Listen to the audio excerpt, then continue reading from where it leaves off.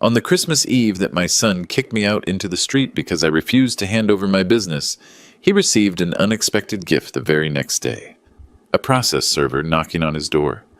At that moment, he went pale as a ghost, and I finally found my peace. It was December 24th when my own flesh and blood threw me out like trash. It was 11 at night. The house was fully decorated, Christmas lights blinking in the windows, the smell of roast turkey and gravy still floating in the air. And there I was, at 67 years old, being pushed outside by the man I had raised alone after his mother left us. My name is Robert, and this is the story of how my son Michael tried to steal everything I had built, and how I made him pay dearly for it. But before I tell you what happened that cursed night, promise me one thing. Stay with me until the end, because what follows will break your heart, but it will also show you that it is never, ever too late to defend yourself. If you have ever felt disrespected by those who should love you, this story is for you.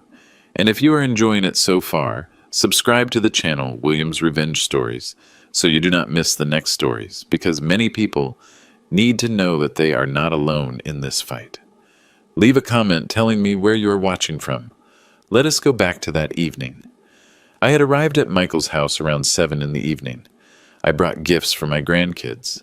Charlie is 9 and Lucy is 6. A red bicycle for the boy that he had been asking for months, and a 3-story dollhouse for the girl, with lights and everything.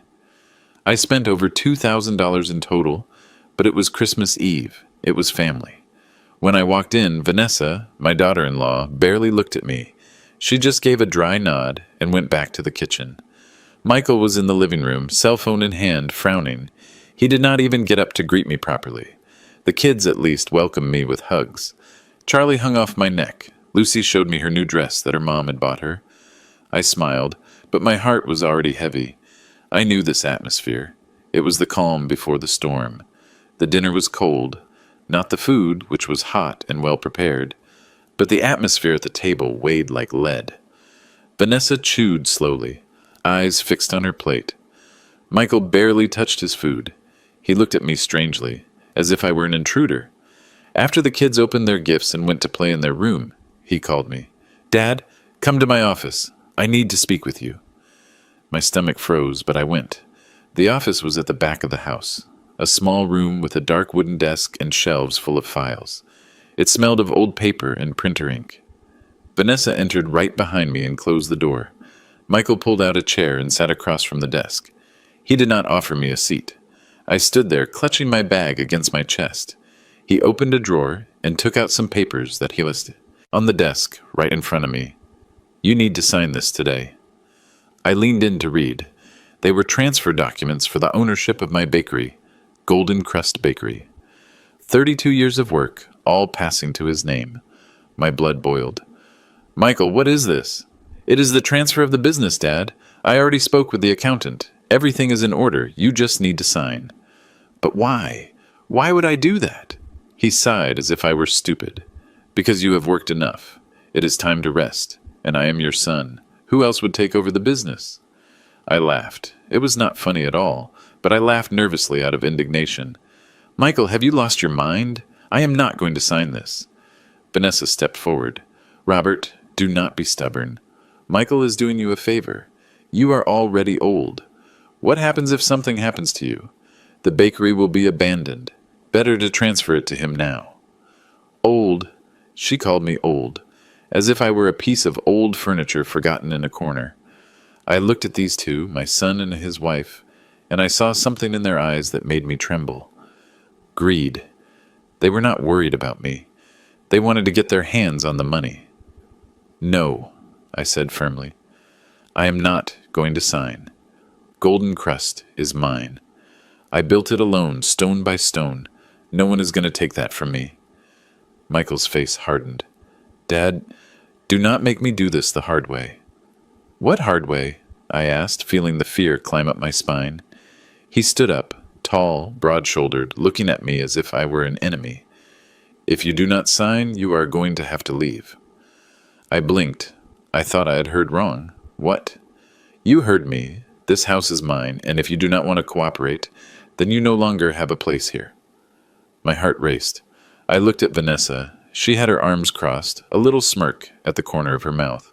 "Michael, are you serious?" "Very serious. Sign the papers or leave. You choose."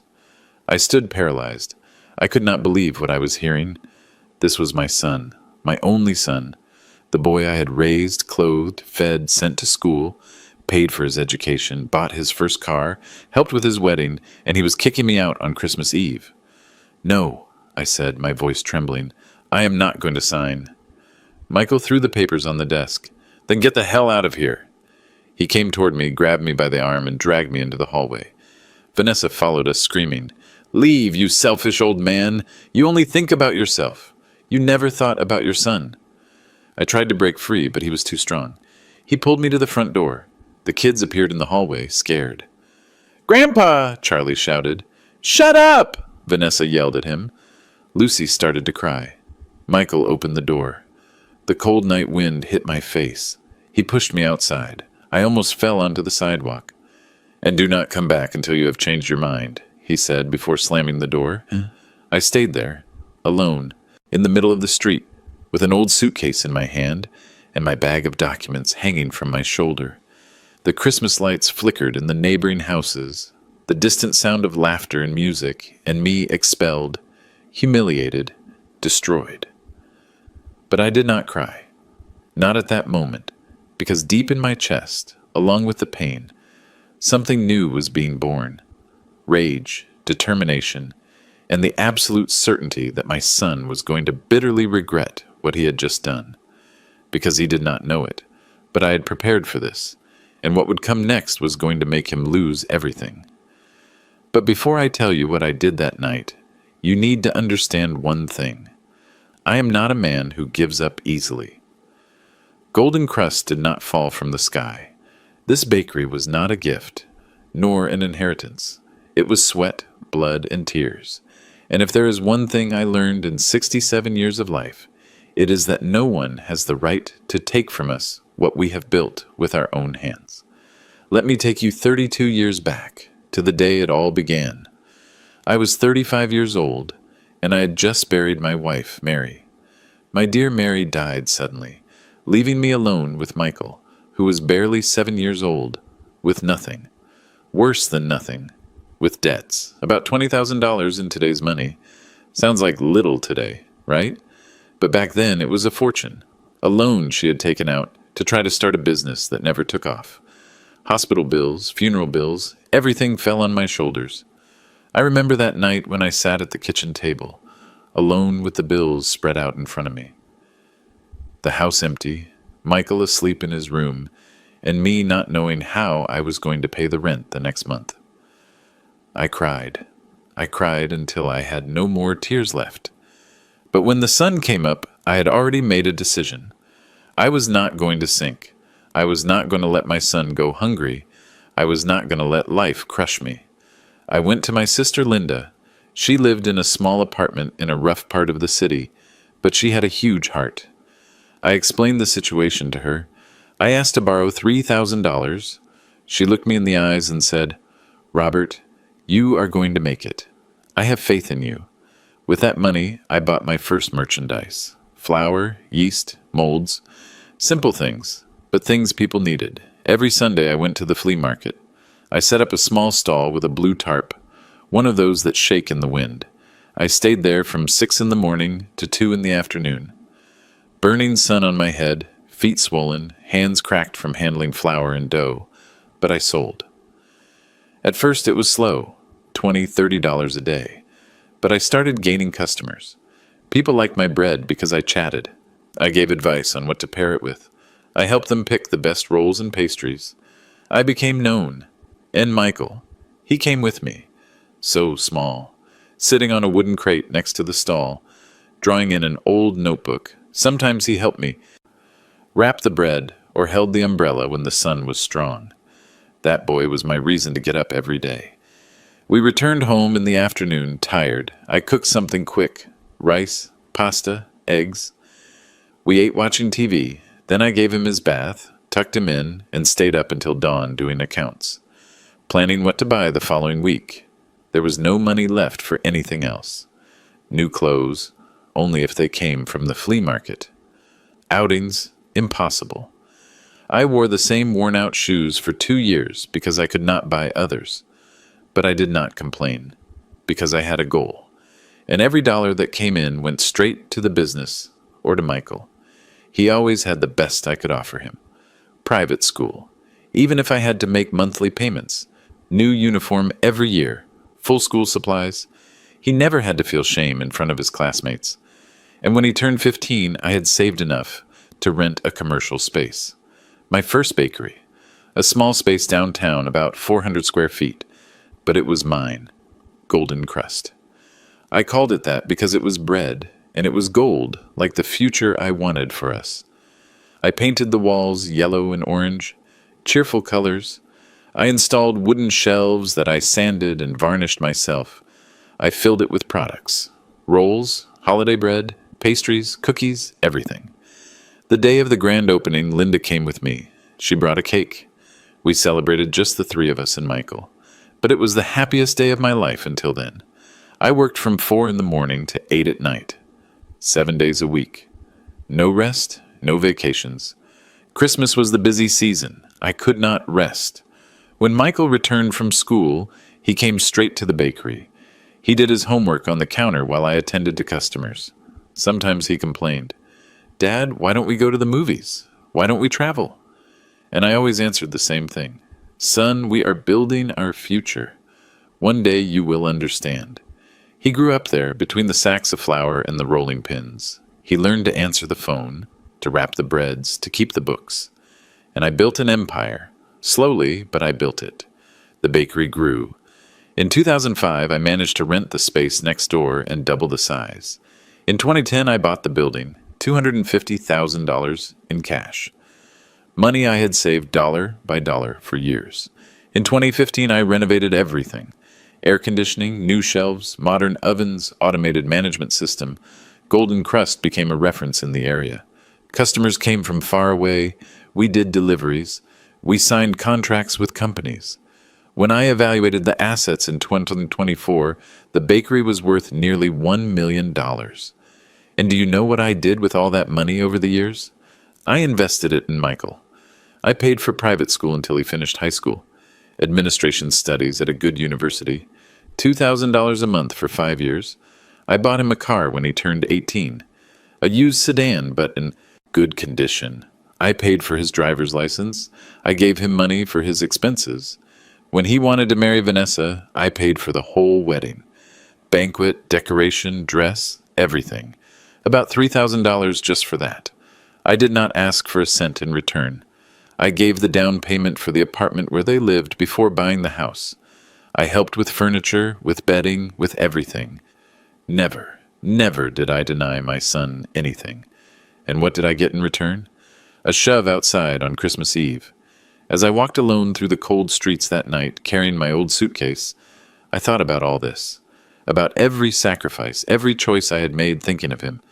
And do you know what hurt me the most? It was not that he had kicked me out. It was that he thought I was stupid, that I was not going to react, that I would simply accept and hand him everything on a silver platter. Because there is one thing my son forgot. Someone who builds an empire from nothing is not weak, is not stupid, is not naive. And I had learned during those 32 years, dealing with dishonest suppliers, delinquent customers, and unfair competitors, how to protect myself. So while I looked for a cheap hotel to spend that cursed night, I already knew exactly what to do. And the next morning, my son would discover that he had messed with the wrong man. But for you to truly understand how I arrived at this hell, I need to talk to you about her. Vanessa, the woman who entered my family like a little lamb and revealed herself to be a poisonous viper. It was in 2014 that Michael met her. He was 28 years old. He worked as a manager at a construction supply store. He earned reasonably well. He still lived with me, but he was already talking about leaving, having his own life. I even encouraged him. It seemed natural to me. Children grow up, they want to fly with their own wings. That is how it is. Until one Sunday, he arrived home with her. Vanessa was 23 years old. Pretty, I cannot deny it. Long brown hair, light eyes, wide smile. Thin, tall, well-dressed. She wore a floral dress that showed off her figure. Heeled sandals, manicured nails. She was very kind. She hugged me. She complimented the house, said that Michael talked a lot about me. "Robert, what a pleasure to meet you. Michael only says good things about you, you know? He says you're a warrior, an inspiration." I smiled. I even felt flattered. I thought, what a well-educated girl. I prepared food for them. Chicken stew because Michael loved it. Vanessa ate little. She said she was on a diet, but she thanked me very much. She stayed to help me wash the dishes, chatting, asking me questions about the bakery. I told her a little of the story of how I had started at the flea market, of the sacrifice, of the struggle. She listened with her eyes wide open. "What an incredible story! You are an achiever. I admire that a lot." At that moment, I believed her. After that day, she started frequenting the house. She always came with Michael. She brought little gifts. Nothing expensive, but she brought them. A cake, some fruit, chocolates. Always kind, attentive. About 3 months later, Michael called me to talk. "Dad, I'm in love with Vanessa. I want to marry her." My heart tightened. Not because I did not like her. Up until now, she had only been kind. But I knew my son. He was impulsive. He fell in love fast. And marriage is not a game. "Son, you have known each other for such a short time." "I know, Dad, but I am sure she is the woman of my life." He was determined. And I was not going to be the annoying father who hinders his son's happiness. So I gave my blessing. The engagement lasted a year. During that time, I met her family. Vanessa's mom, Monica, was a seamstress. Her dad, Peter, worked as a building night watchman. Simple, modest, hard-working people. They lived in a small house in a rough neighborhood. 3 tight rooms, tin roof. There was nothing wrong with that. I also came from modest origins. I respected those who worked honestly. But I noticed something. Vanessa was ashamed of her origins. When we went to visit her parents, she was tense. She rushed the visit. She found any pretext to leave quickly. And then in the car, she complained, "Oh, Michael, my mom is so countryside. She offers that reheated coffee, those stale cookies." It bothered me, but I said nothing. I thought she was just a young girl, wanting to appear more sophisticated than she was. The wedding was set for May 2015, and that was when the first problem appeared. They had no money. Michael had about $15,000 saved. Vanessa's family could not contribute anything, and she wanted a big wedding. Elegant venue, full buffet, magazine decoration. "Michael, I have always dreamed of a beautiful wedding. I am only going to get married once in my life." I saw my son distressed. He wanted to fulfill her dream, but he did not have the means. That was when I intervened. "Son, let me help you. I will pay for the wedding." "Dad, it is not necessary." "Yes, it is. You are my only son. I want to see you happy." And I paid. It cost a fortune. A place for 200 people. Full buffet with 3 types of meat. Cocktail bar, DJ, decoration, all in white and gold that Vanessa chose. Her dress alone cost $6,000. On the wedding day, she was radiant. She looked like a princess. And Michael looked at her as if he had found a treasure. I was happy for him, truly. But deep down, very deep down, there was a moment in that celebration that left me with a chill in my stomach. It was when I was sitting at a table resting my feet that hurt from standing. Vanessa passed near me, talking to a friend. They did not see me, and I heard the friend tell her, "Vanessa, you did it. You found a man with money, with a rich dad. Now you just have to enjoy." And Vanessa laughed. That thin, sharp laugh. "Yes, after so many shortages, I'm finally going to have a good life." My stomach turned, but I tried to ignore it. I thought it was a joke, some nonsense between envious friends. How foolish I was. After the wedding, they went to live in a rented apartment. I paid the deposit. I bought the basic furniture. Vanessa wanted everything new, the best. I helped where I could, and that was when she started working at the bakery. She said she wanted to help, that she had studied some administration in a technical course, that she could be useful. I accepted. I hired her as an administrative manager, paying her a salary of $3,500 a month. At first she worked well. She organized papers, received suppliers, controlled inventories. I thought I had made a good choice, but little by little I started noticing changes. She talked to Michael, put ideas in his head. "Love, your dad is very controlling. He does not let you decide anything in the bakery." "Michael, your dad is getting old. He is not up to date with the market. His strategies are outdated. You should have more voice in the company. After all, you are his son. You are going to inherit everything someday." And Michael started to change. He became more distant with me, colder. He started questioning my decisions in the bakery, something he had never done. "Dad, why don't you invest in digital marketing? Dad, you should modernize the sales system. Dad, you are losing customers because you don't accept credit cards." I even agreed with some things. I made changes. I hired a marketing company. I installed a terminal for cards. We modernized the website.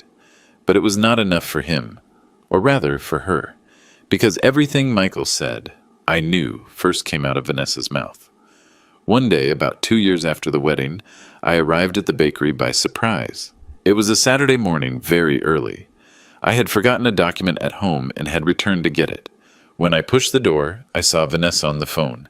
She had her back to me. She did not see me enter. And I heard her say, "No, send the quote directly to my email. Robert does not need to know that right now. We will settle it with him later." My blood boiled. What kind of story was this? I approached. "Vanessa, who are you talking to?" She jumped. She hung up fast. Her face turned red. "Oh, Robert, you scared me." It was just a supplier. Nothing important." "What supplier? And why don't you want me to know?" "It is not that, Robert. You misunderstood. I was just organizing things to make your work easier." I did not believe her, but I had no way to prove anything. I let it pass. But it was the first clear sign that she was planning something. And in the months that followed, things only got worse. Suppliers started delaying deliveries. Old customers disappeared. Small problems that had never happened began to appear. And always, always, Vanessa was involved. That was when I really started to mistrust. And that was when I started, in silence, to protect myself. There is one thing I learned during all those years working with the public. You can sense when someone is plotting something behind your back. It is a sixth sense, a chill, a detail that does not fit. And with Vanessa, these details started to pile up like dust under the rug. It was 2017. She had been working at Golden Crust for 2 years, and the bakery, which had always been my pride, started showing strange signs. First, it was the suppliers. Valley Mills, which had served me for 15 years, suddenly started delaying deliveries. The merchandise that always arrived on Monday did not arrive until Friday. When I called to complain, Mr. Reynolds, the owner, was embarrassed. "Robert, truly excuse me, we had a problem with the system." It seemed strange to me, but I let it pass until it happened again. And again, the third time I went to see them in person. "Mr. Reynolds, what is happening? Our relationship has always been good. Why these failures now?" He scratched his head, embarrassed. "Look, Robert, it is just that we received calls from your bakery saying that you were having health problems, that sometimes you forgot orders, so we doubted. Understand?" My blood froze. "What do you mean, health problems? Who called them to say that?" "It was a lady. She said she was the manager, that you were becoming forgetful, that you had gone to the doctor." I left there trembling with rage. I went straight to the bakery. I found her in the office, calm, sitting in front of the computer. "Vanessa, we need to talk. Now." She looked up. That innocent little smile on her face. "Hi, Robert. What a surprise. I thought you were at home. Why did you call Valley Mills saying I have health problems?" Her smile faltered for just a second, but I saw it. "Me, Robert? I never said that." "Yes, you said it. Mr. Reynolds told me word for word." She looked surprised, fake to the core. "Robert, I think there was a misunderstanding. I called, yes, but it was only to confirm a delivery that had been delayed. Maybe Mr. Reynolds misunderstood." "Misunderstood that you said I went to the doctor? That I am becoming forgetful?" "I did not say that, Robert, I swear. Maybe he confused it with something else I said. You know how it is. The phone sometimes cuts out. People hear wrong. She was good. Very good. She looked me straight in the eyes without blinking. Firm voice, hand on chest. But I was not born yesterday. Vanessa, do not contact suppliers without notifying me first. Is that clear? Of course, Robert. Excuse me if it caused any problem. She left as if nothing had happened. But I stayed there, standing in the middle of the office with a certainty burning in my chest. That snake was trying to sabotage me.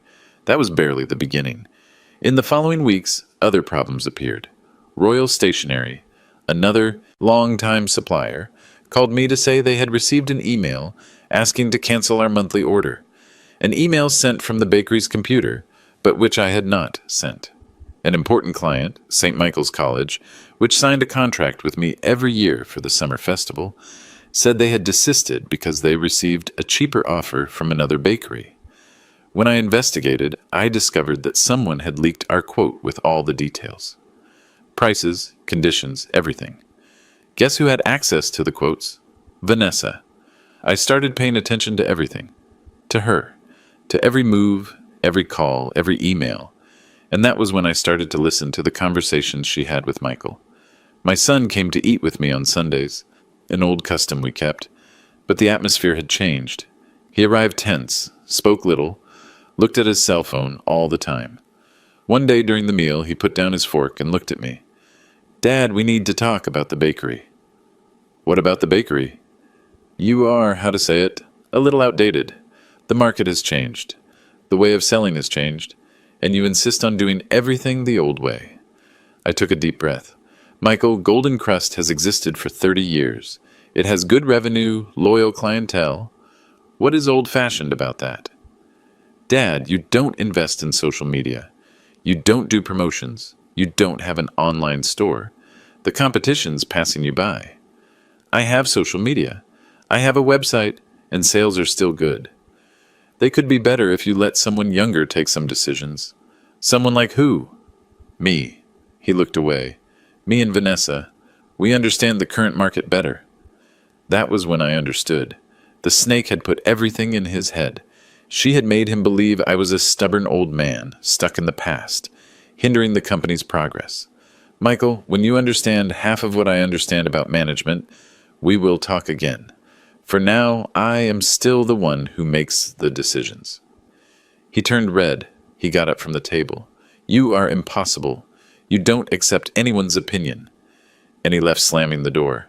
I stayed alone, looking at my half-full plate. My son had changed, and the culprit had a name and surname. In the following months, the pressure increased. Michael started talking about partnership. He wanted me to make him a partner in the business, 50% each. Dad, I am your son, your only son. Someday it will be mine anyway. Why not do it now? Because I am still alive, Michael, and as long as I have health and all my faculties, I am the one who manages Golden Crust. Don't you trust me? It is not a question of trust. It is a question of common sense. I built this alone. I am not going to give it all away on a silver platter.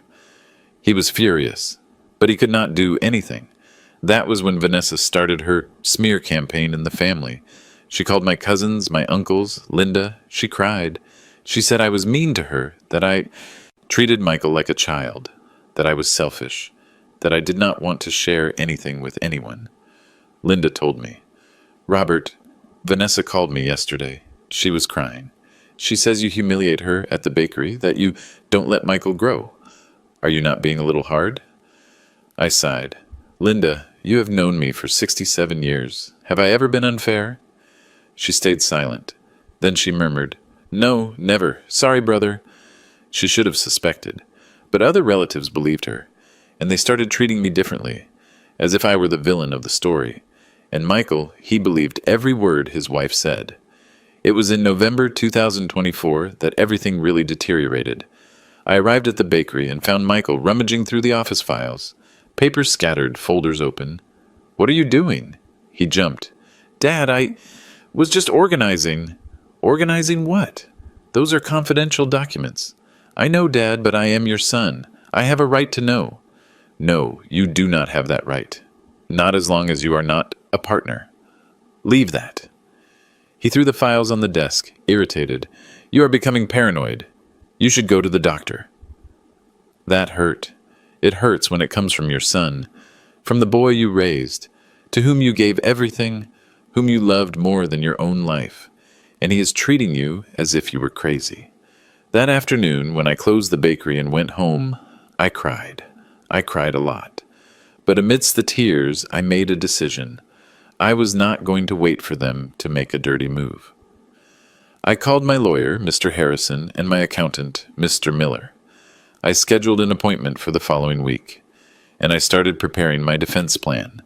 Because if 32 years running a bakery taught me anything, it is that you do not survive in the market by being naive. And if my own son was plotting against me, I was going to protect myself with all the weapons at my disposal. You know that feeling when you realize you are surrounded? That the walls are closing in and the air becomes harder and harder to breathe? That was what I felt in October 2024. Mr. Harrison had a small office downtown on the third floor of a somewhat old commercial building. But this man had a legal mind sharp as a razor. I had known him for 15 years since I needed a lawyer to solve a labor issue at the bakery. I arrived there on a Tuesday afternoon. Mr. Miller, my accountant, was also present. Big, bald, thick glasses, but with a sharp eye that missed nothing. I sat in the cracked leather armchair in front of his desk and let it all out. Every detail. Vanessa's calls to suppliers, the documents Michael was rummaging through in secret, the pressure to hand over the business, the insinuations that I was going senile. Mr. Harrison listened in silence, writing everything down in a small yellow notebook. When I finished, he took off his glasses and looked at me seriously. "Robert, you are in danger." My stomach tied in a knot. "What do you mean?" "They are mounting a siege. First, they discredit you. They spread that you have mental problems, that you are no longer capable of running the business. Then they will ask for a guardianship." "A guardianship?" "Yes, a legal procedure to take away your civil capacity. They make Michael your guardian, and he takes control of everything. Your business, your accounts, your properties, everything."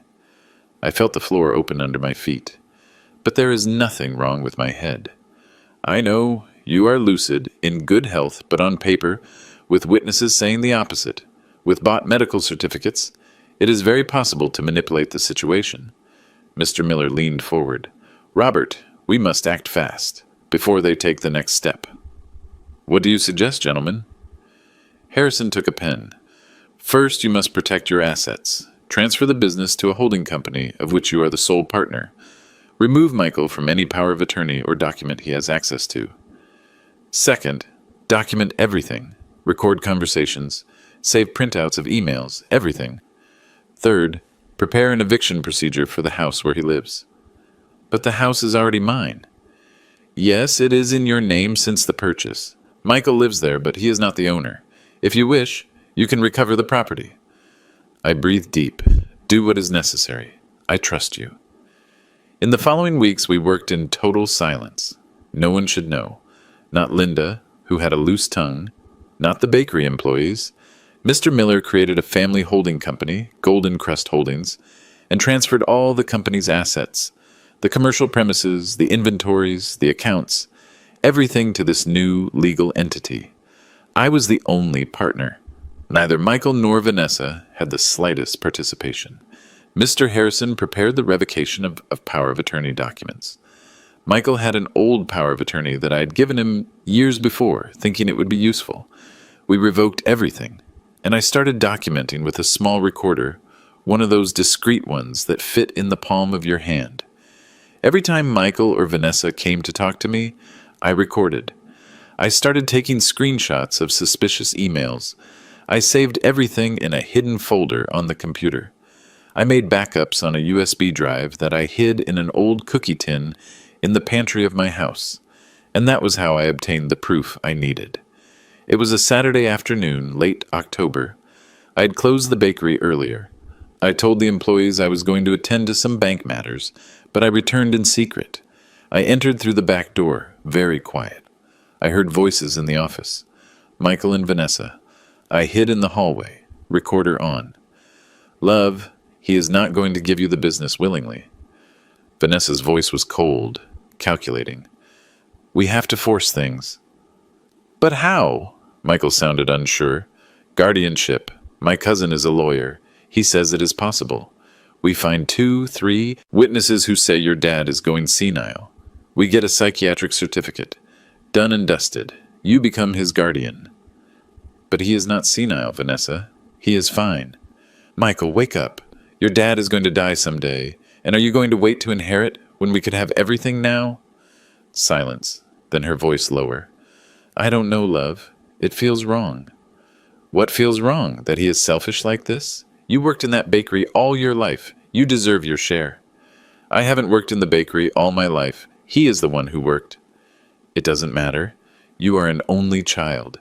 It is yours by right. And he denies it to you. He humiliates you. Don't you see it? Another silence. Longer. Okay, let's do it. My heart broke at that precise moment. My son, my only son, accepting to betray me, to take everything from me. I left there trembling. I went straight to Mr. Harrison's office. I played him the recording. He listened to it all. Then he looked at me, his face grave. Robert, now we have ammunition. This is evidence of bad faith, of attempted misappropriation. Can you sue them? Not yet, I said, my voice firm despite the pain in my chest. I want to see how far they go. I want to be absolutely sure there is no turning back. Because deep down, very deep down, I still had hope. Hope that my son would wake up, that he would realize what he was doing. But in November, that hope died forever. Michael invited me to dinner, just the two of us. He said he needed to talk to me, that it was important. I accepted. Maybe he wanted to apologize. Maybe he had realized his mistake. We went to a simple restaurant near the bakery. We ordered. He played nervously with his food. Dad, I'm worried about you. Worried? Why? You are distracted, confused. Last week you called the same supplier 3 times asking the same thing. Lies. Blatant lies. Michael, that never happened. Yes, Dad, the employees commented. They are worried. More lies. What employees? Vanessa? The warehouse people? Of course, Vanessa. Dad, I think you should get checked. See a doctor. Maybe it is just stress, tiredness, but it is good to check. I looked him in the eyes, those eyes I had known since he was a baby, and I saw coldness, calculation. Michael, I am not sick, and if I were, you would be the first person I would tell. But I am not going to see any doctor because I do not need to. He sighed theatrically. See, Dad, you don't accept help. That is a sign that there is a problem. I got up from the table. This conversation is over. Dad, wait. No, you know what you are doing, Michael. And so do I. And I guarantee you one thing. You are not going to get away with it. I left the restaurant. I paid my share of the bill at the counter and left. That night I called Mr. Harrison. Prepare everything. I want the documents ready. I want the notifications prepared. I am just waiting for them to take the next step. And the next step arrived on Christmas. Because greed does not choose a date. It does not respect the occasion. It has no heart. And that Christmas Eve, when my son kicked me out, he did not know he had just dug his own grave. Because I had prepared everything. Every document, every procedure, every piece of evidence. And the next morning, when he thought he had won, I was going to show him what a 67-year-old man who built an empire from nothing is capable of when he is betrayed by his own blood. There are dates that mark our lives forever. Birthdays, weddings, the birth of a child. But there are also those we would like to erase from memory and cannot. For me, December 24th, 2024 is a scar that will never close. I woke up early that day. 6 in the morning. The sky still a bit dark. That morning freshness that precedes the heat of the day. I had my coffee alone, as always. Toast with butter, black coffee, a fruit. I looked at the wrapped gifts in the living room. The red bicycle for Charlie, the right size for his age with gears and everything. The dollhouse for Lucy, 3 floors with lights that really turned on. Full furniture. Over $2,000 in total. But they were worth every penny just to imagine my grandkids' faces. I got ready with care. I put on my navy blue silk shirt. the one Michael had given me for my birthday 2 years before. I put on my gold chain, the only valuable jewelry I had, inherited from my mother. I put on a little cologne. I took one last look in the mirror. A man of 67 years, gray hair, wrinkles of someone who has worked hard all his life, but with head held high, firm gaze. I took the gifts, put them in the car, and left. Michael's house was in a nice suburb. 3 bedrooms, timbers, garage for 2 cars. I had given the down payment for that house, missing about $20,000. The rest they had financed, but the property was in my name. An important detail Michael seemed to have forgotten. I arrived around 7 in the evening. There were already other cars in front. I recognized Vanessa's mom's car, an old silver sedan. Her in-laws had been invited. I rang the doorbell. Lucy came to open all happy, in her little red dress with a white bow. "Grandpa!" She jumped into my arms. I hugged that little body that smelled of baby soap and strawberry shampoo. My heart squeezed. Charlie appeared right behind, in shorts and a Yankees t-shirt. "Grandpa, did you bring gifts?"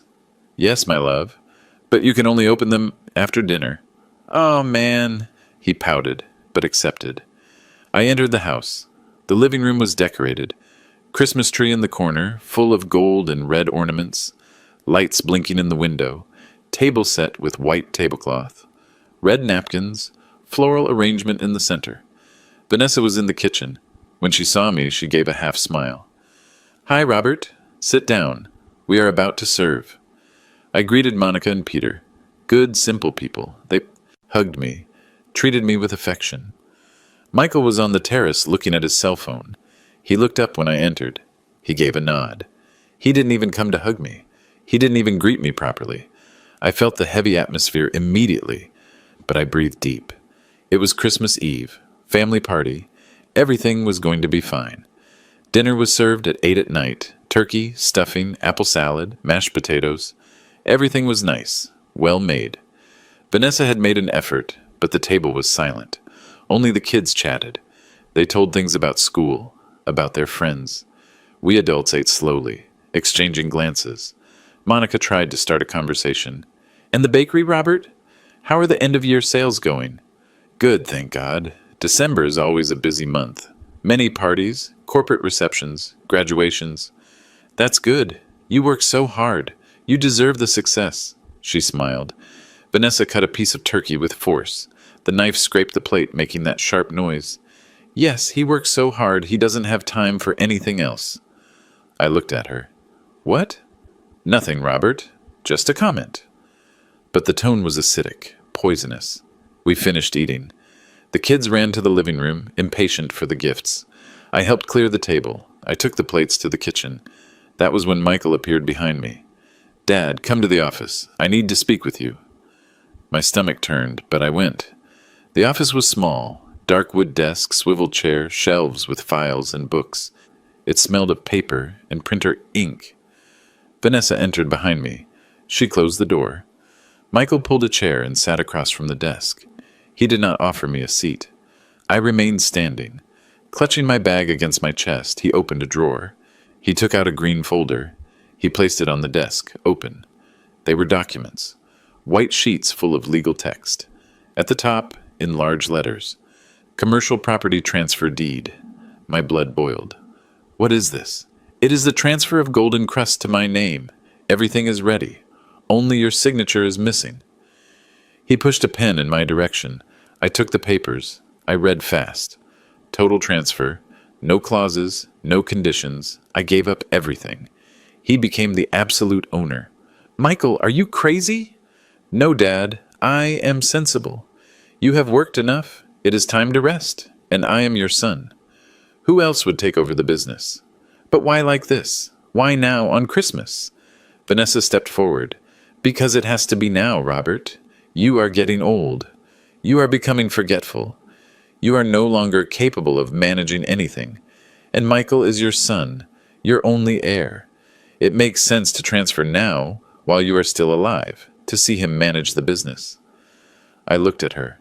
This woman I had welcomed, given a job, treated like my daughter, and I only saw greed.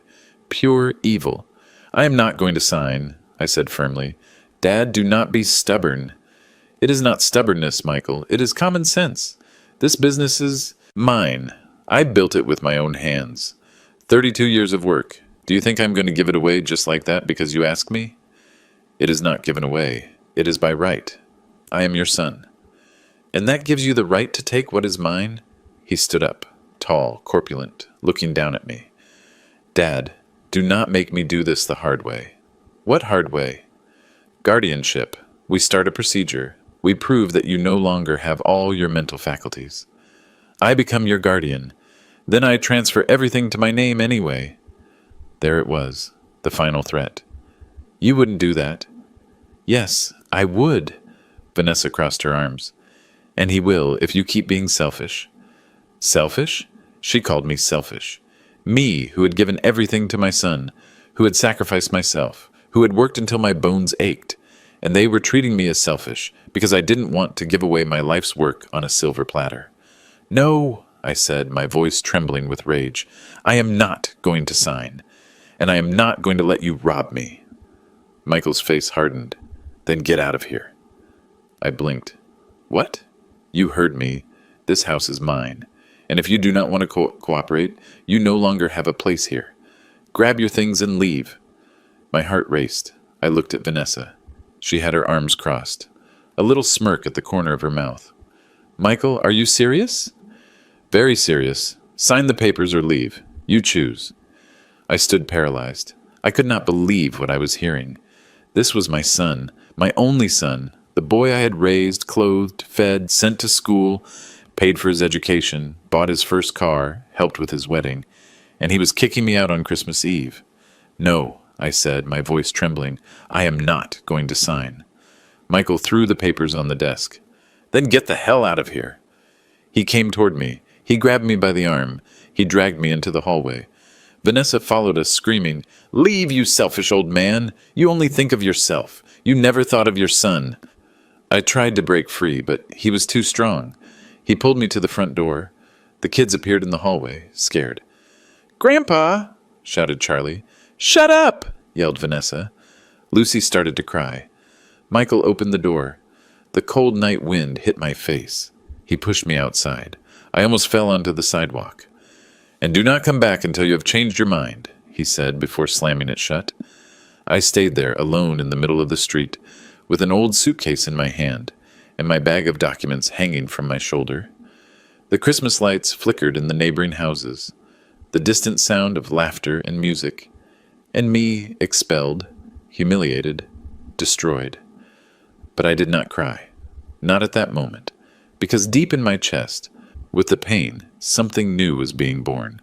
Rage, determination, and the absolute certainty that my son was going to bitterly regret what he had just done. Have you ever spent a Christmas Eve alone in a cheap hotel, listening to the sound of fireworks outside, while you feel your heart breaking into pieces? I walked down the street aimlessly for about 20 minutes, the lights of the houses flickering, families gathered, children playing, and me dragging my old suitcase along the sidewalk, feeling the weight of 67 years on my shoulders. I stopped at a corner. I took out my cell phone. I thought about calling Linda, but it was Christmas. She was with her family. I was not going to ruin my sister's night with my problems. I opened the search app. I wrote, "Hotel near me, available now." Several options appeared. I chose the cheapest one, Colonial Motel, $100 a night, 3-star rating. The photos showed a small, simple room, single bed, small bathroom. I ordered an Uber. 10 minutes later, I was at the hotel door. It was a low building, 2 floors, facade painted a faded yellow, a small sign with burnt-out bulbs, a tiny reception, scratched wooden counter. It smelled of humidity and disinfectant. The young man at the reception was about 20 years old, sleepy look, wrinkled t-shirt. It must have seemed strange to him to see an older man alone asking for a room on Christmas Eve. "Good evening. Do you need a room?" He looked at me surprised. "Just for you? How many nights?" I breathed deep. "One for now," he typed on his old computer, sound of keys resonating in the silence. "That will be $100 plus tax." "Cash?" "Yes." I took the bills out of my wallet. hands trembling. He gave me the key. Number 27, second floor. I went up. Each step weighed a ton. Narrow hallway, walls with peeling paint, a fluorescent lamp flickering. I opened the room door. It was exactly like in the photos. Small. Single bed with a faded floral quilt. Nightstand with old lamp. Tiny bathroom. Window with thin curtain facing the street. I closed the door. Locked it. I leaned against it. And I collapsed. I cried like I hadn't cried in years. Sobs coming from deep within the soul. Hot tears rolling down my face, washing away my cologne. I sat on the edge of the bed. That hard, strange bed, which was not mine. In a room that smelled of mothballs and loneliness. And I thought, how did I get here? How is it that I, who built a business from nothing, who raised a son alone, who fought all my life, find myself expelled, humiliated, thrown into the street like trash by my own son? I took my cell phone. I saw his photos. Tiny. Michael newborn in the hospital wrapped in blue cloth. First day of school with a backpack bigger than him. High school graduation and gown, wide smile. Wedding next to Vanessa. Both radiant. Where had I gone wrong? I had given him everything. Love, education, opportunities, money. I had sacrificed my life for his dreams, and he had paid me with betrayal. I put away my cell phone. I got up. I went to the bathroom. I washed my face. The cold water burned my skin. I looked in the cracked mirror. A tired old man stared back at me. Red eyes, deep wrinkles, disheveled hair. But in the eyes of that old man, there was something that was not dead. Fighting spirit. I dried my face. I returned to the room. I took my cell phone again. It was 11:30 at night. I breathed deep. I dialed a number. 3 rings, 4. Hello? The raspy voice of Mr. Harrison. Mr. Harrison, it's me, Robert. Robert, is everything okay? It's Christmas Eve. I know, sorry for calling at this hour, but it happened. He kicked me out. He made me leave because I didn't want to sign the business transfer papers. Silence on the other end. Then, where are you? In a hotel, Colonial Motel, alone. Send me the address, I'm coming. It's not necessary, Mr. Harrison. I don't want to ruin your night. Robert, send me the address now. I obeyed. 10 minutes later, he was knocking on the door. Mr. Harrison entered the room with a briefcase under his arm. Wrinkled suit, loose tie, disheveled hair, but firm, determined look. Tell me everything. I told him. Every detail, the dinner, the office, the papers, the threats, the shove, the door closing in my face. He listened, taking notes. When I finished, he closed his notebook. Robert, now we have everything we need. Coercion, attempted misappropriation, eviction of an elderly person. It is a crime. You can pursue him criminally. I don't want to sue my son. My voice was weak. Then what do you want? I breathed deep. I want justice. I want him to learn. I want my house back, my peace, my dignity. Mr. Harrison leaned forward. Then let's do this. Tomorrow morning, the 25th, I contact the judge on duty. Eviction procedure for the house. You are the owner. It is in your name. He lives there as a free occupant. And a free occupant cannot evict the owner? How long will it take? With the gravity of the situation, with a 67-year-old man evicted on Christmas Eve, the judge will order an emergency. We will have a process server there tomorrow, around 2 in the afternoon. My heart raced. Tomorrow? So soon? Tomorrow. Justice can be slow for many things, but violence against seniors is a priority, and what they did falls into that category. He opened his briefcase. He took out other documents. Here is also the notification about the revocation of powers of attorney and a precautionary measure blocking any movement on his part in the company accounts. He won't be able to withdraw a cent without your authorization. I looked at those papers. My salvation, my revenge, my protection. Do everything, Mr. Harrison, everything. He smiled, a tired but firm smile. Everything is going to be fine, Robert. You were smart. You protected yourself in advance. Now we are just executing the plan. He left shortly after midnight. He left me alone in that room. But I no longer felt so lost. I lay in bed. The mattress was hard. The sheets rough. Outside, I heard fireworks. Midnight. Christmas. I took my cell phone. I went to the family group chat. There were messages. Merry Christmas to all. May God bless our family. Cousins sending photos of dinners. Hugs, smiles. No message from Michael, but there was one from Vanessa. Merry Christmas. Rebubert. May the new year bring you wisdom. Wisdom? That snake had the nerve to talk about wisdom. I did not reply. I just turned off my cell phone. I closed my eyes, and for the first time in several hours, I could breathe deep, because I knew one thing they didn't know. Tomorrow, when they thought they had won, when they celebrated their victory, justice was going to knock on their door. Then my son would discover what it means to mess with a man who has spent his whole life fighting, a man who does not give up, a man who even on his knees still knows how to get up. There are things in life you never forget. The first kiss, the birth of a child, the day you get something you dreamed of all your life. For me, December 25th, 2024 entered this list, but not for the reasons you might imagine. I woke up at 6 in the morning. The sun hadn't fully risen yet. The hotel was silent. No one moved in the hallways. The whole city was still sleeping after the Christmas celebration, but I couldn't stay still. I showered, dressed, brushed my teeth, looking at myself in the mirror of that tiny bathroom, and I saw in my eyes a determination I hadn't seen in a long time. 7:30 in the morning. Mr. Harrison called me. Robert, I already obtained the judge's order. Eviction granted in emergency. The process server, Mr. Ruiz, will be at the house at 2 in the afternoon. My heart raced. 2 in the afternoon? Today? Today. The judge considered the gravity of the situation. An elderly person evicted from his own property. On Christmas Eve. He didn't hesitate. And Michael will have to leave? He will have 48 hours to vacate the property, but the notification arrives today. What else?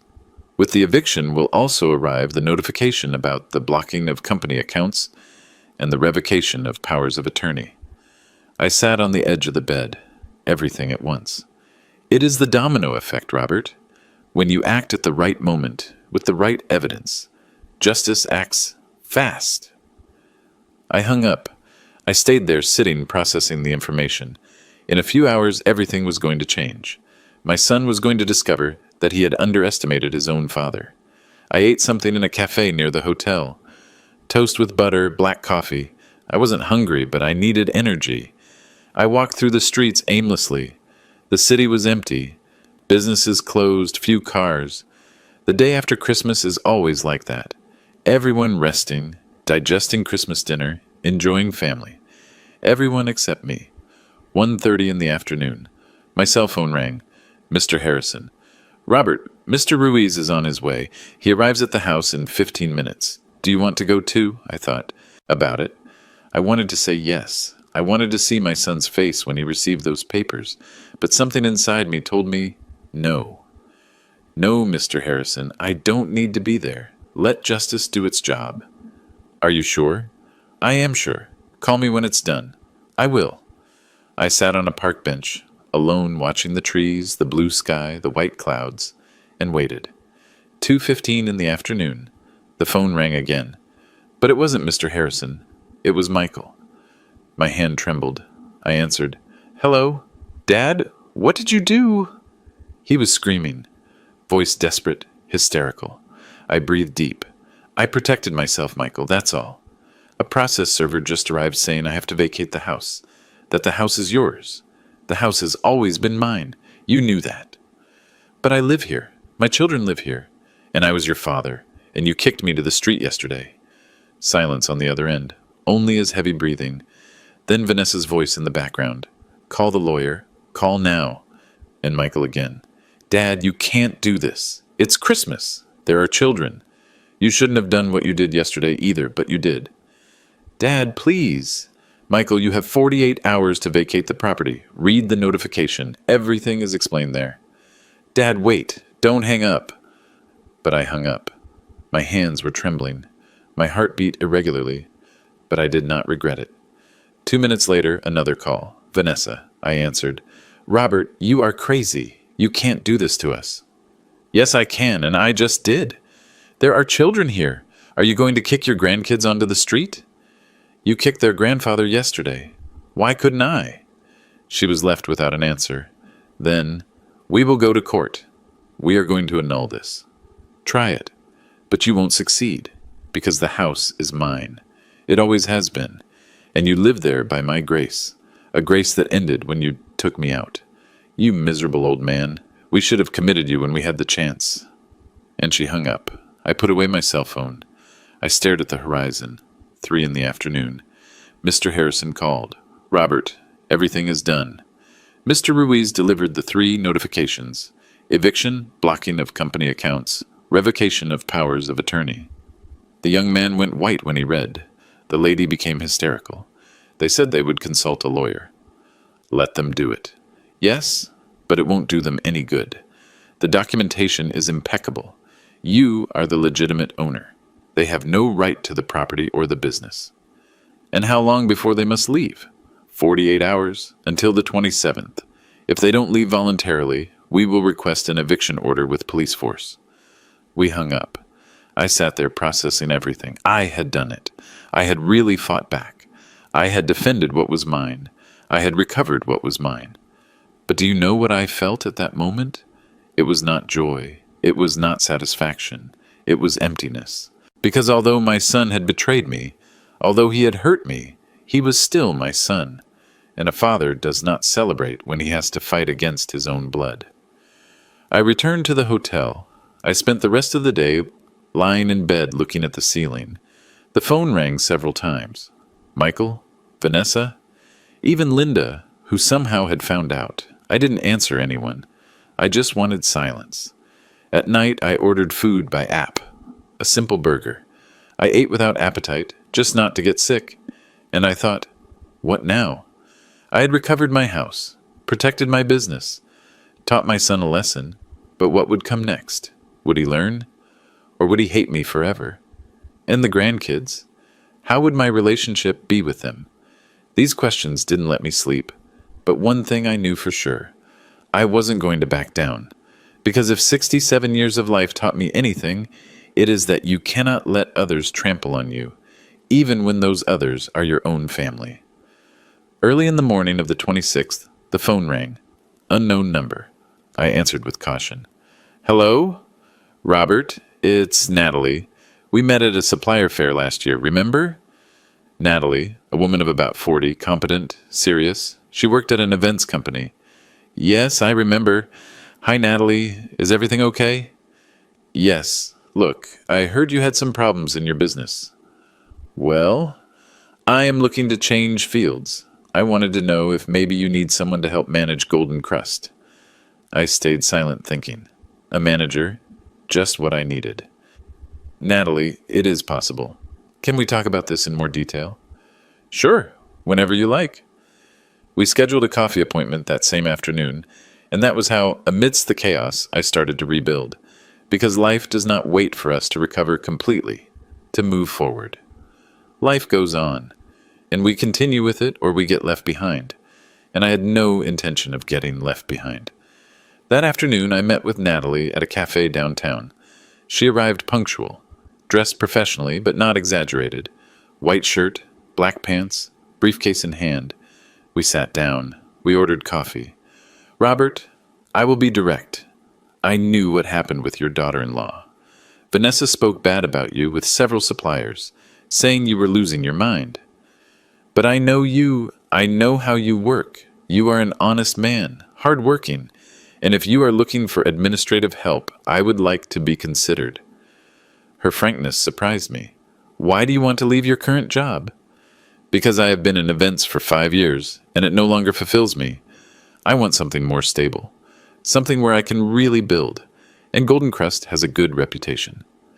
We chatted for an hour. Her experience, her ideas, her vision. I liked her. She was practical, honest, direct. Natalie, I'm going to be sincere with you. My business is going through a complicated moment. Family problems that affected operations. I need someone trustworthy, someone loyal. I understand, Robert, and I can be. Give me the chance to prove it to you. I gave her the chance. She would start on January 2nd. salary of $4,000 a month, plus benefits. She accepted without hesitation. I left that cafe feeling a little better, a little more complete, because amidst the betrayal, amidst the pain, there were still good people, honest people, people I could trust. The 27th of December, last day of the eviction deadline. My cell phone rang early in the morning. It was Michael. I answered. Dad? His voice sounded different, softer, broken. Tell me. We already packed. We are leaving today. We rented a small apartment in a cheaper area. We didn't have enough savings for something better. Silence. The kids miss you. Lucy cries. She asks why Grandpa is angry. My heart squeezed, but I remained firm. Michael, this didn't have to happen. You could have chosen differently. You could have respected me. I know, Dad, I know now. And Vanessa, what does she say? She is furious. She says you ruined everything, that I never should have asked you for anything, that we should have done the guardianship without telling you. So she still doesn't understand. She doesn't, Dad, but I think I do. Is that so? What do you understand? He breathed deep. That I was wrong, that I let myself be manipulated, that I lost sight of what really mattered, and that I treated the man who gave me everything as if he were my enemy. Tears burned my eyes, but I held them back. Michael, I built that business for you, for us, so you would have a future, but I wanted to do it on my terms, when it was the right time, not because they forced me. I understand now, Dad, truly. Truly, or just because you lost? Long silence. Maybe a little of both, but the pain I feel is real. The regret is real. I didn't know what to say. Dad, is there any way to fix this? I don't know, Michael. I don't know. Can I at least bring you the kids? So they say goodbye, so they know you're not angry with them. My heart broke. Yes, bring them. 2 hours later, they were at the door of my house, the house that was now only mine again. I opened the door. Charlie and Lucy ran towards me. They hugged my legs. Grandpa, are you not angry anymore? Asked Lucy with her teary little eyes. I crouched down. I hugged them both. I was never angry with you, my loves. Never. Then why do we have to go? Asked Charlie. Because sometimes adults make mistakes, and there are consequences. But that doesn't mean Grandpa doesn't love you. I hugged them tight.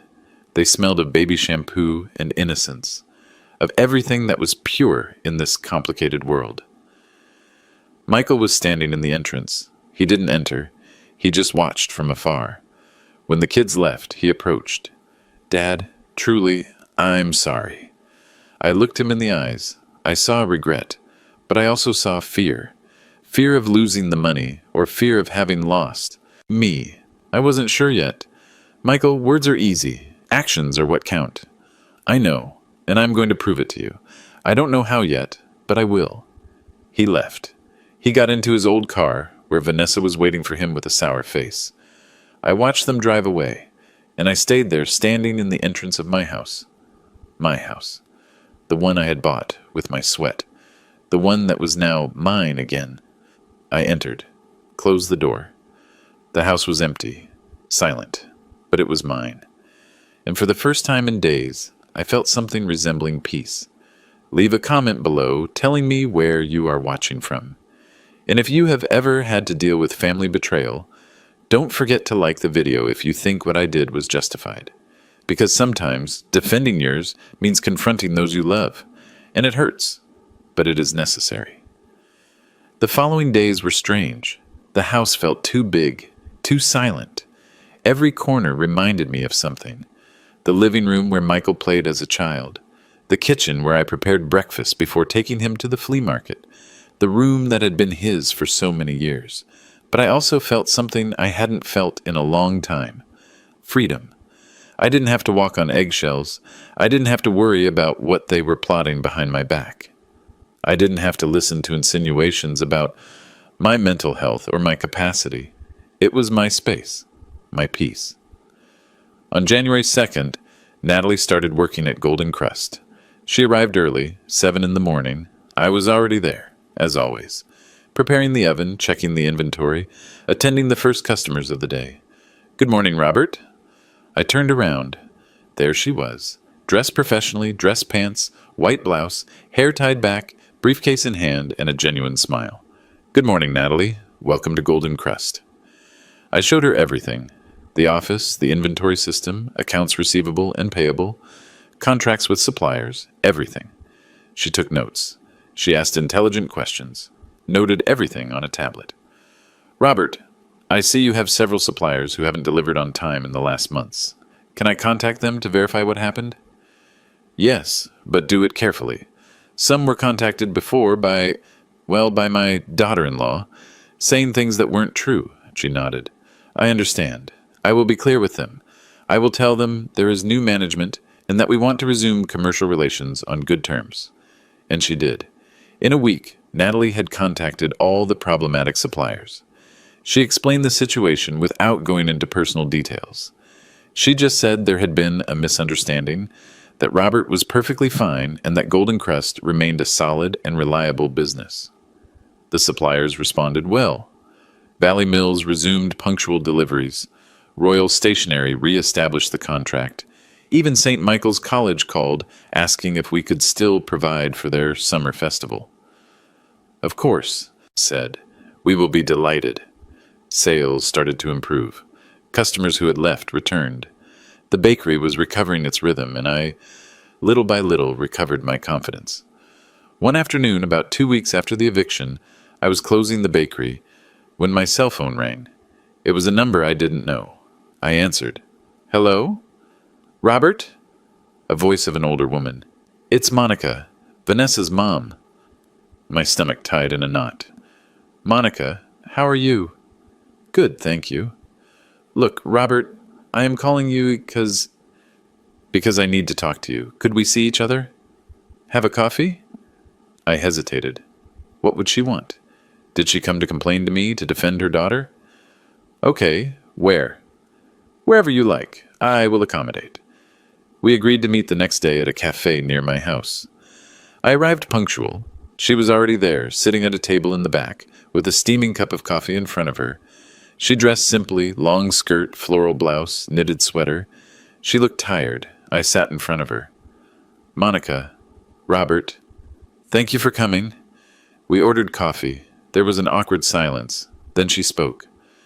Robert, I come to apologize. I blinked. Apologize? Yes, for my daughter. For what she did to you. For what they said. She lowered her gaze. I raised Vanessa the best I could. My husband and I didn't have much, but we gave her values. We taught her to work, to be honest. But at some point we lost her. Her voice broke. She always wanted more. She always wanted to be someone she wasn't. She was ashamed of us, of our humble little house, of our work. And when she met Michael, when she saw that you had money, that you had a business, I saw that shine in her eyes, and it scared me. She wiped a tear with a napkin. I warned her. I told her, daughter, money is not everything. Robert is a good man. Respect him. But she didn't listen to me. And now look, living in a small apartment, Michael working as a delivery driver because no one else wants to hire him. The kid's sad. I didn't know that, I said quietly. Yes, Michael got a job at a courier company. He earns a misery. Vanessa is looking for work, but no one hires her. And the kids ask for you every day. My heart squeezed. Robert, I don't come to ask you to forgive them. I don't come to ask you to give them the business. I just come to tell you that I'm sorry, that as a mother, I failed, and that if I could change what happened, I would. I looked her in the eyes. I saw sincerity. I saw pain. I saw genuine regret. Monica, you are not to blame. Everyone makes their decisions. Vanessa's an adult. Michael's an adult. They chose. I know, but it still hurts. I nodded. Yes, it hurts a lot. We finished our coffee in silence. When she left, I stayed there sitting thinking. Michael was working as a delivery driver. The kids were sad. And I had my business, my house, my dignity. Had I won, or had we all lost? That night. I couldn't sleep. I tossed and turned in bed thinking about my grandkids, about Charlie and Lucy, about their faces when they hugged me that day, about their voices asking why they had to leave. They were not to blame. They were innocent. The next morning, I called Mr. Harrison. Mr. Harrison, I need to establish an educational trust. For whom? For my grandkids, Charlie and Lucy. I want to make sure they have enough for their education, no, university, whatever they need. But neither Michael nor Vanessa can touch that money. Just for the kids? Excellent idea, Robert. How much do you want to put in? $100,000 to start. I will prepare it. A week later it was signed, an untouchable educational trust. For my grandkids, for their future, because they didn't deserve to pay for their parents' mistakes. Weeks passed. January turned into February. The bakery was doing well. Natalie proved to be an excellent administrator. Honest, hardworking, loyal. One afternoon I was reviewing the books when she entered the office. Robert, there is someone outside who wants to see you. Who? Michael. My heart stopped. What does he want? I don't know. He just asked if he could speak with you. He says it is important. I breathed deep. Tell him to come in. Michael entered. He looked different. Thinner. Simple clothes, jeans and t-shirt. Without the expensive watch he always wore. Without the air of superiority. He looked humble. Hi, Dad. Michael, can we talk? Speak. He sat down. Natalie left and closed the door. Dad, I come to tell you something. Vanessa and I are separating. I didn't expect that. What? Yes, it doesn't work anymore. She keeps blaming me for everything. She says I should have done the guardianship without telling you. That I should have forged your signature. That I am a coward. He lowered his gaze. And I realized she was right. Not for the reasons she says, but because I was a coward. Coward for letting myself be manipulated. Coward for betraying you. Coward for not defending my own father. Her voice broke. Dad, I know I don't deserve your forgiveness. I know what I did is unforgivable. I kicked you out of your own house on Christmas Eve. I treated you like trash. I wanted to steal what you built with your sweat. Tears rolled down his face. But I need you to know something. I am sorry. Truly.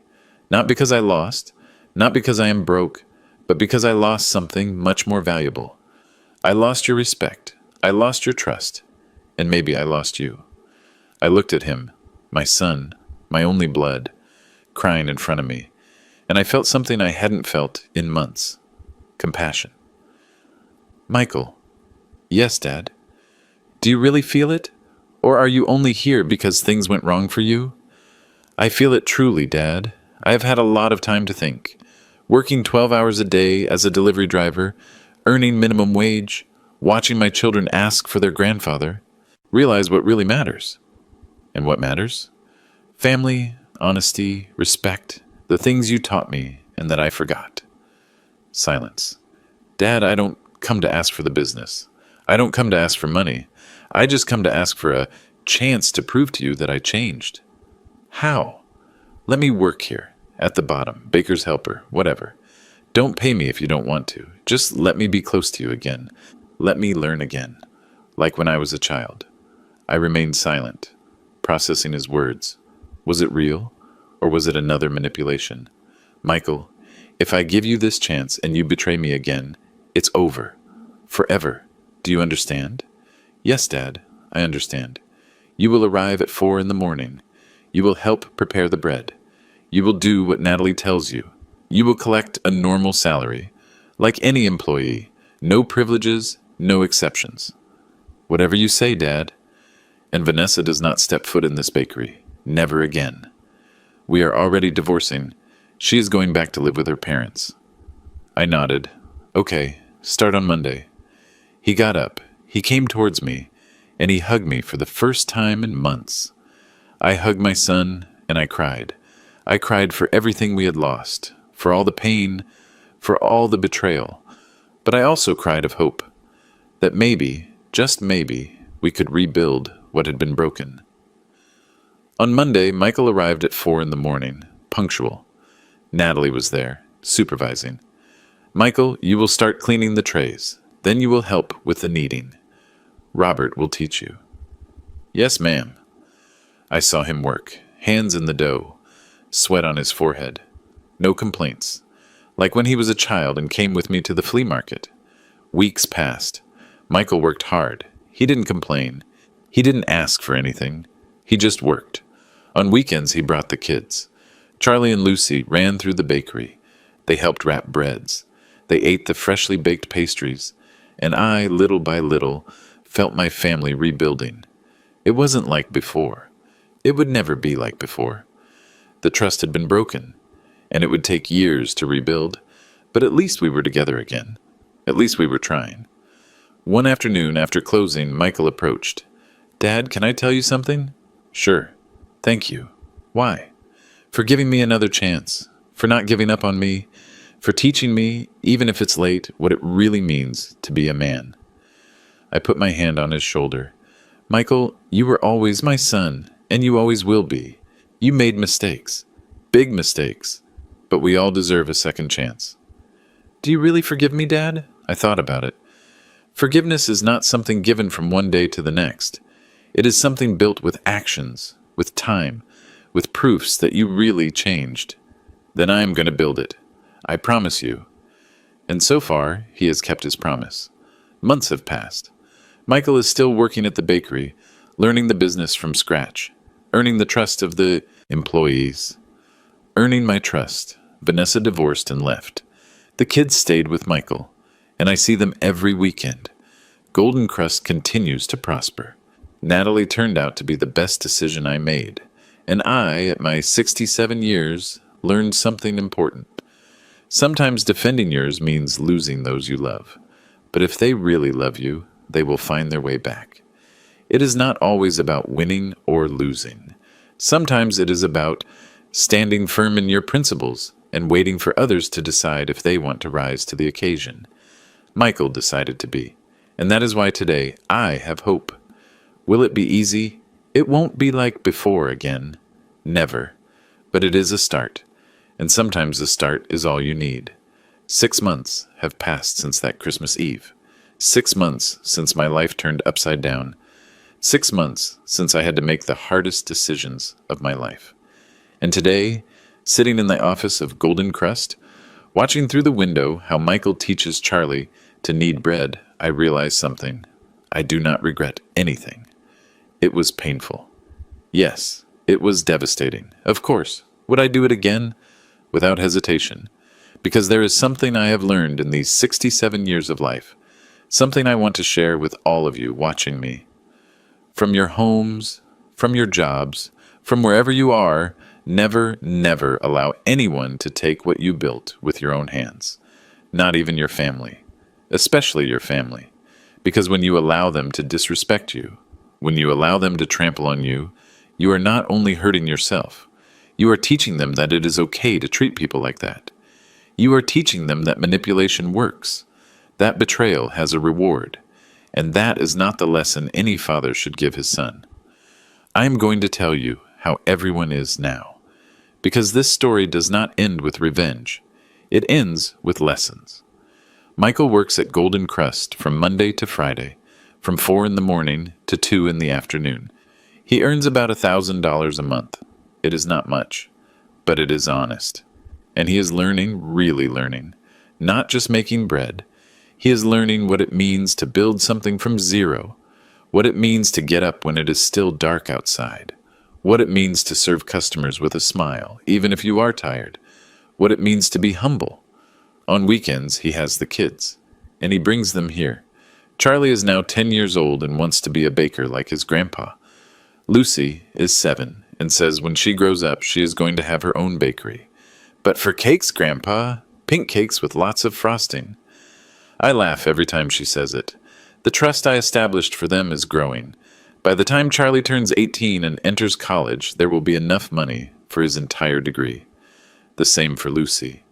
No matter what happens, no matter the decisions their parents make, they will have their education secured, because no one can take that away from them. Vanessa left. She went back to her parents. According to Monica, she got a job at a department store.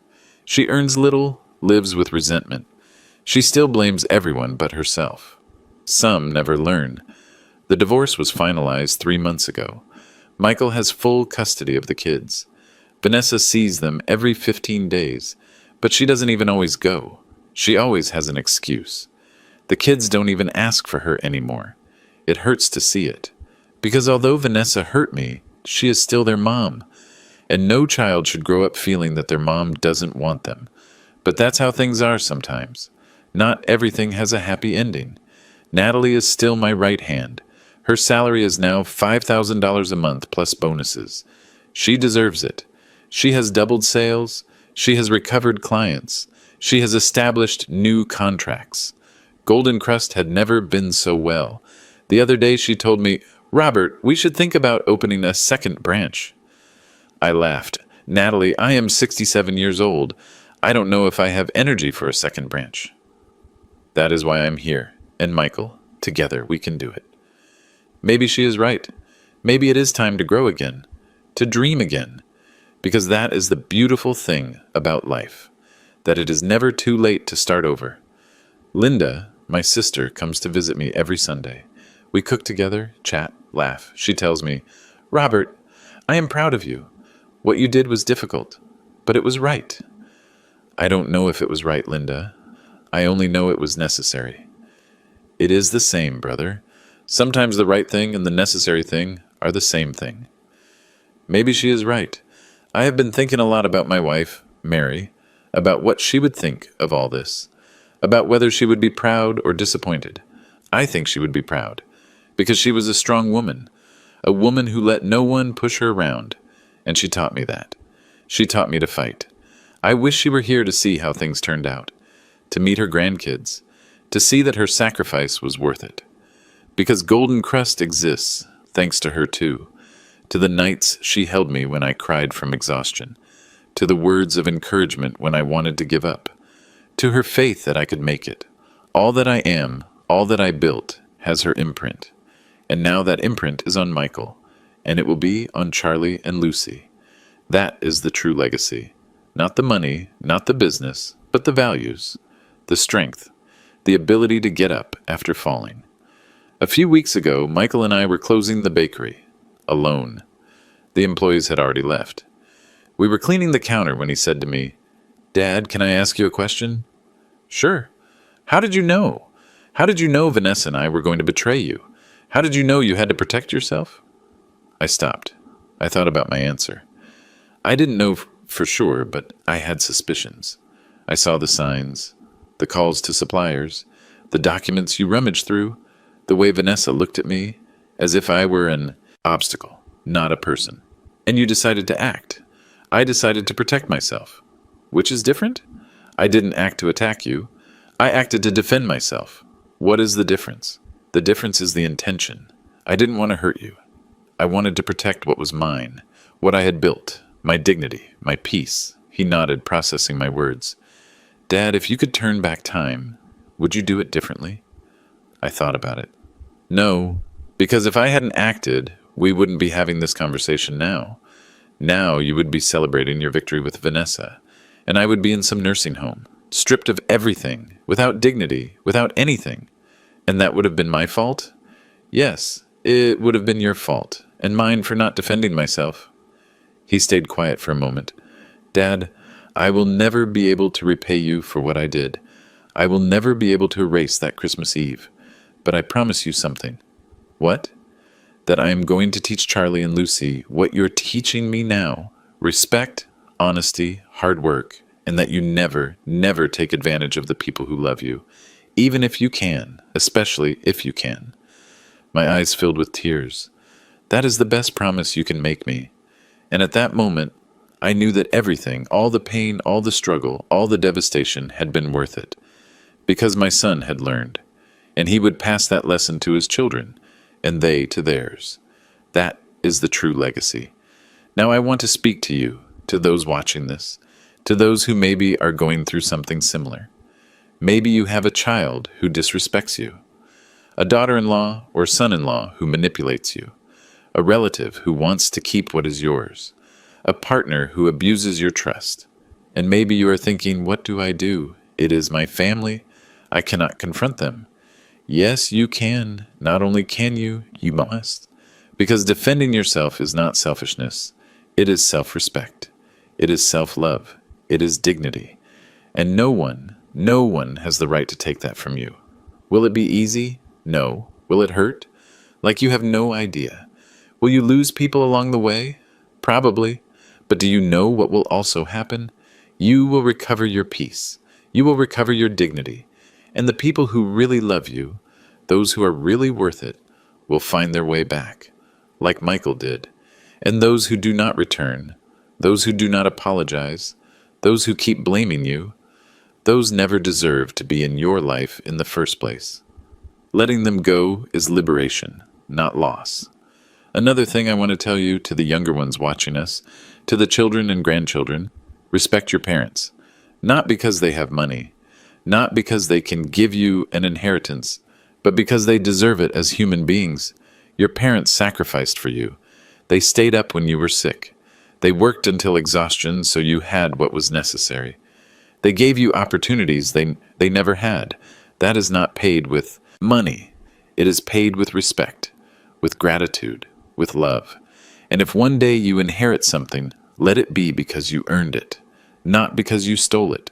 Let it be because you proved you can take care of it, not because you demanded it. Because an inheritance badly lived always ends badly. I have seen cases, children who stripped their parents, who committed them to nursing homes to keep their properties, who forged signatures, who manipulated. And you know what happened to them? Nothing good. The money left them. Businesses went bankrupt. Families disintegrated. And they were left with nothing but remorse. Because what is built on betrayal cannot stand. Eventually it collapses. That is a universal law. I also want to speak to people my age. Those who are 60, 70, 80 years old. Those who maybe think it is already too late to defend themselves. That they no longer have the energy to fight. Yes, you do. Age does not take away your dignity. It does not take away the right to be respected. It does not make you less valuable. And if someone, even your own family, is treating you badly, you have every right to defend yourself. It doesn't matter if you are 70. It doesn't matter if you are tired. It doesn't matter if they tell you you are being dramatic or exaggerated.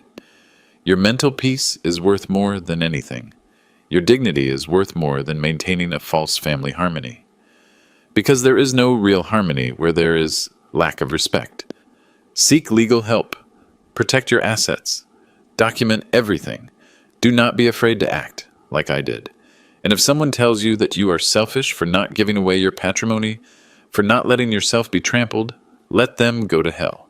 Sorry for the expression, but it is the truth. Selfish is the one who wants to take what is yours, not the one who defends it. Today, 6 months after that Christmas Eve, I wake up every day with peace, with purpose, with hope. Golden Crust is still mine. My house is still mine. My dignity remains intact. And my relationship with Michael, although not perfect, is healing. Slowly, painfully, but healing. Because he decided to change. He decided to be better. He decided to earn my forgiveness instead of demanding it. And that makes all the difference. I don't know what the future holds for us. Maybe someday Michael will be my partner. Maybe someday I will inherit the business to him. Maybe not. But if it happens, it will be because he earned it. Because he proved he can be trustworthy. Because he proved he respects what I built. Not because he forced me. Not because he manipulated me. But because he deserved it. And that is the only right way to pass a legacy. To all who have accompanied us in this story until the end, thank you. Thank you for listening. Thank you for understanding. Thank you for not judging. If this story served you, if it taught you something, if it gave you courage to defend yours, then it was all worth it. Subscribe to the channel, William's Revenge Stories. Share this story with someone who needs to hear it.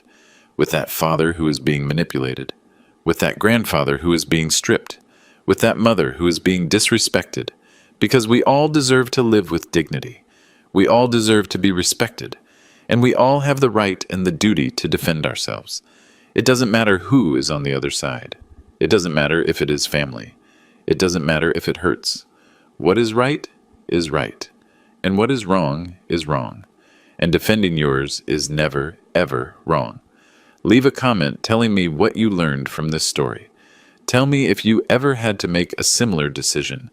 Tell me where you are watching from, because you are not alone in this. There are thousands, millions of people going through the same thing, and together we are stronger. Like this video, if you think what I did was justified, if you believe parents deserve respect, if you believe it is never too late to defend yourself, and remember, family is important, but respect is fundamental, and where there is no respect, there cannot be true family. Just an illusion, just a lie, just a chain that binds us to suffering. And you do not deserve to suffer. You deserve peace. You deserve dignity. You deserve real love, not conditioned love, not manipulative love, but real love.